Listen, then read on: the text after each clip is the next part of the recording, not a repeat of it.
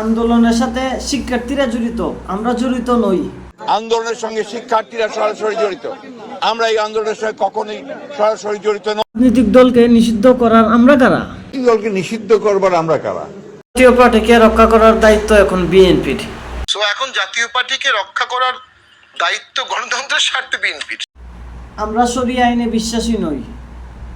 যে আমরা শরিয়া আইনে বিশ্বাস করি না। আমাদের সংগঠনে শরিয়া আইনের কথা কোথাও বলা নাই। আমাদের সংগঠন পড়ে দেখবেন শরিয়া আইন বিশ্বাসের তো কথার ব্যাপারটা নাই কোথাও। মির্জা ফখরুল ইসলামের বাবা কুখ্যাত রাজাকার ছিল। ফখরুল ইসলামের বাবার নাম মির্জা রুহুল এবং সে কুখ্যাত রাজাকার ছিল। রাজাকারের বাচ্চারা 52 বছর পরে এসে বলবে আমরা মুক্তিযোদ্ধা ছিলাম।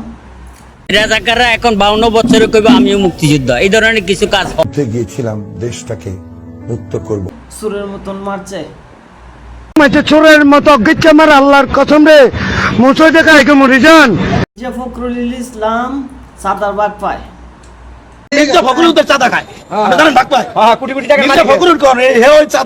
আওয়ামী লীগকে পুনর্বাসন করার জন্য একটি মহল গোপনে কাজ করছে। নির্বাচনে জাতীয় পার্টি ও আওয়ামী লীগকে অংশগ্রহণ চান মির্জা ফখরুল। ফুরিয়ে গেলে মানুষ অহংকারী হয়ে যায়। ও ভাই রে ভাই।